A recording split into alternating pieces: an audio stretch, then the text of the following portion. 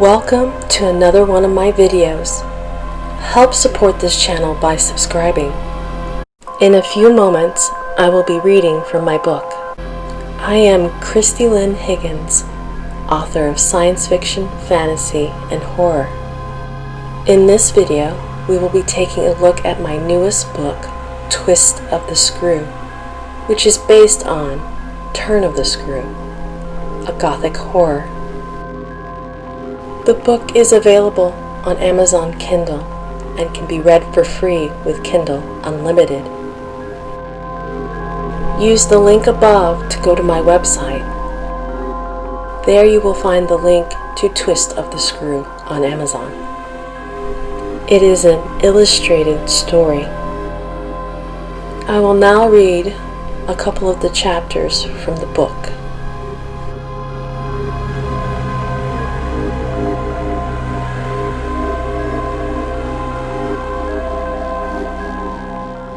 Chapter 1. A spooky green path and a lion knocker. The dark, foreboding woods ended just as the 11th hour also ended, and the traveler stepped until a gravel path. She looked in both directions, determining which way to go, decided on one, and walked toward a grand country estate in the distance. The country estate was huge and spoke of a time long ago when lords and ladies ruled the land. A sense of trepidation set in as the traveler drew closer to her destination. For the most part, she was expected, but how would she be received? A green hue permeated the night and gave the surrounding woods an eerie glow. The sight also had a beauty to it, an energizing radiance of life that surrounded her. It would soon contrast the lack of life she would encounter, and that thought sent a shiver up her spine. Several minutes later, the traveler neared the front of the country estate and walked up to its door. She raised her hand to knock and noticed a lion's head staring back at her. The traveler grabbed hold of the ring in the lion's mouth and started to rap, but then she paused. She gazed deep into its cold metal eyes, and the lion stared back at her. Zzz, zzz, a low ringing in the ears. The traveler felt apprehensive. There was something about this knocker she needed to take heed to. A red glow began, a scarlet warmth, and this cautionary brilliance lit up the lion's gaze and spoke of tragedy and uncertainty within. The traveler closed her eyes, and when she opened her eyes, the lion knocker was back to its lifeless self. Chapter 2. A rapping in the night. A rapping came to the large front door, a deep booming of metal that resounded through the entirety of the large country estate. A quarter past the witching hour, and the stillness of the house, as if the dead lived there, neither stirred nor broke. It was not until the rapping persisted that the housekeeper, with a finger candlestick in hand, came and creaked open the door. Outside, surrounded by the vast of the night, a girl in her mid-teens stood with a backpack slung over her shoulder. She was wearing a yellow t-shirt, blue jeans, and white sneakers, and held a well-used napkin only a few inches from her lips, as if she had just wiped her mouth with it. "Are you lost, child?" the housekeeper questioned. She was wearing a long nightgown with a house robe over top of it. Her black graying hair was pulled under a lady's nightcap. "I don't think so," the teenager replied as she glanced at the white napkin. "Let's see. No, this is the address." She folded up the napkin and placed it in her back pocket. "I'm supposed to be here. I've come here to help." "Help?" the housekeeper repeated. "Help with what?" She tilted her head as if she was surprised the older woman didn't know, and then she answered, "I'm here for the job." "You?" the housekeeper uttered. "Are you not a little young for a nanny?" "A nanny?" the teenager repeated, as if it was a foreign word. "So I will be watching a child?" "Two, to be precise. the housekeeper stated. A boy and a girl. She looked over the teenager and said, and Miss Julia Ann was supposed to have arrived earlier, but she never showed. The teenager glanced back, looking at the woods as she stated. Something came up. She couldn't make it. She turned back around and said, I'm her replacement. You will not do. You are much too young, but I guess I cannot send you back tonight. We can get this all straightened out in the morning, the housekeeper said, stood to the side and beckoned. Come in, and I will show you to your room. The teenager followed the housekeeper through the dark country estate and up the stairs, and then the housekeeper asked, How did you get here? I did not see a car or a taxi heading back down the road. I walked from the train station. Walked? The housekeeper uttered as she paused at the top of the stairs and turned to face the young nanny. It is 20 miles by road. I walked through the woods. It is still 8 miles through a dark woods. Why did you not call? Well, the young nanny started as she pulled a cell phone from her back pocket. I have the worst luck with phones.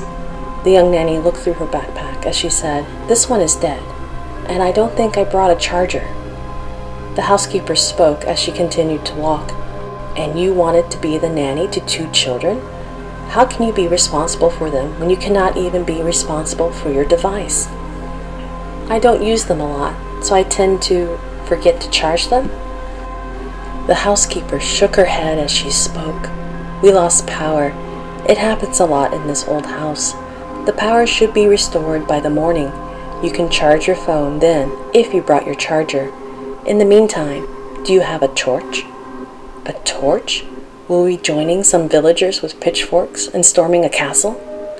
The housekeeper had no idea what the silly thing was talking about. The housekeeper said, It is another name for a flashlight. Oh, I do not.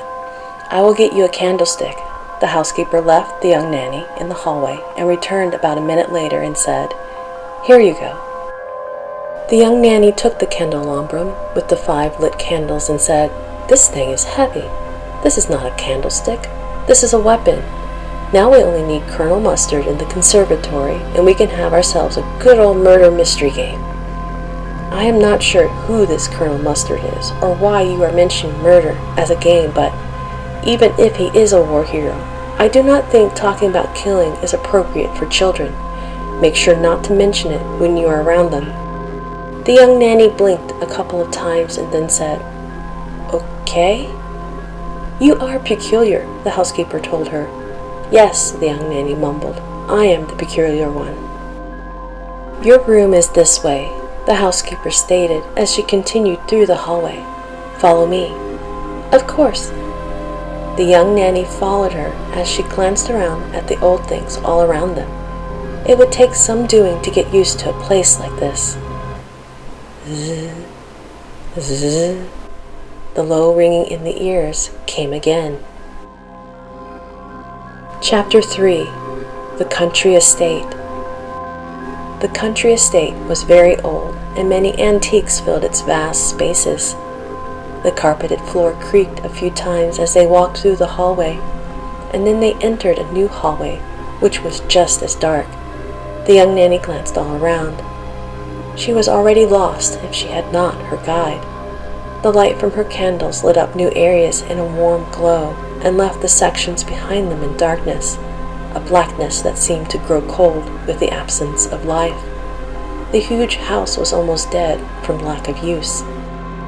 They passed an old grandfather clock, and the young nanny paused by it to take a better look at it. The housekeeper went on for a few steps and then stopped and waited on her. The grandfather clock was very old and very well made, but those things were not what drew her to the timepiece. It was as if something beckoned to her.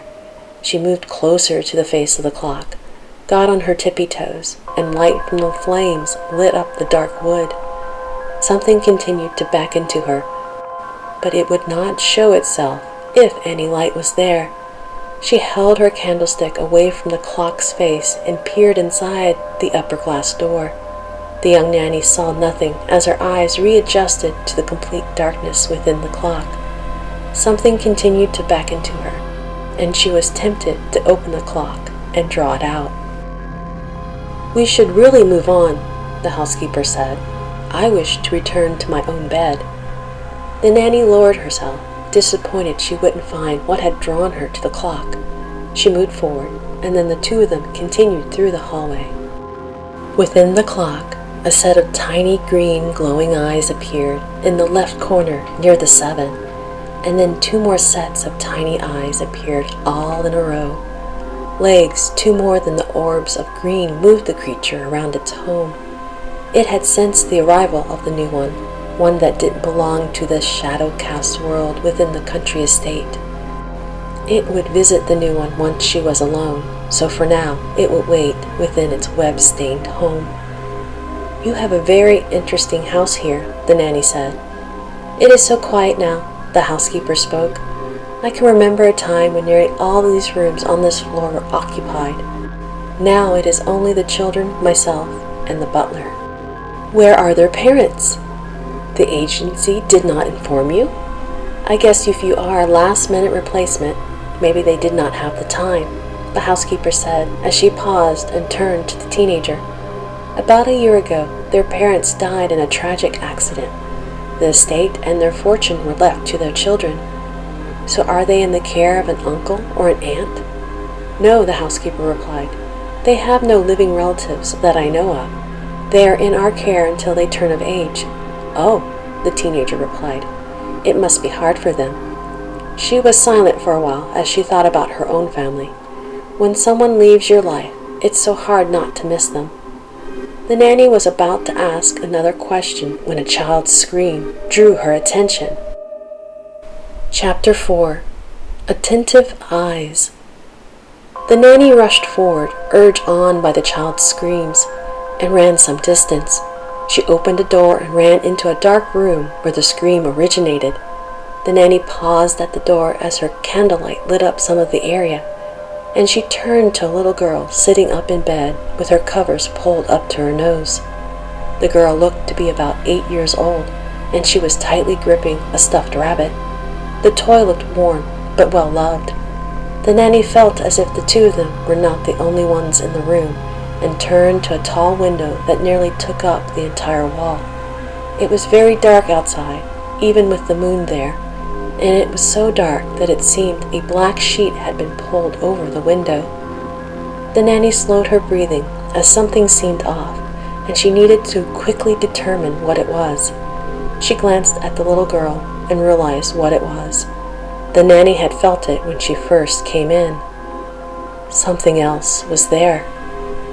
Something that drew the nanny's gaze to stare longer into the void of the night.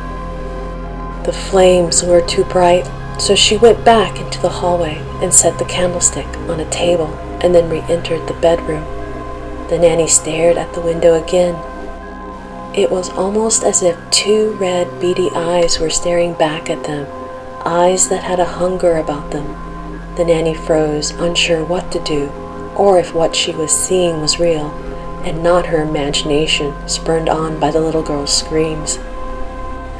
"What is going on here?" the housekeeper inquired as she entered the bedroom. "And why are you standing there in the dark?" The nanny faced her, and when she turned her attention back to the window, the red glowing eyes were gone. That is it for this reading. I hope you enjoyed this little segment of the story. You can get your own copy of Twist of the Screws, the illustrated Gothic horror, by following the link in the upper right-hand corner and going to my website. There I will have a link to Amazon. The book is part of Kindle Unlimited, and if you have the subscription, you can read it for free. You can also find out more how to get Amazon's Kindle Unlimited for free for 30-day trial by going to my website. You can find out more about this book and my other books by looking in the description. Thank you again for listening to my story. Help support this channel by subscribing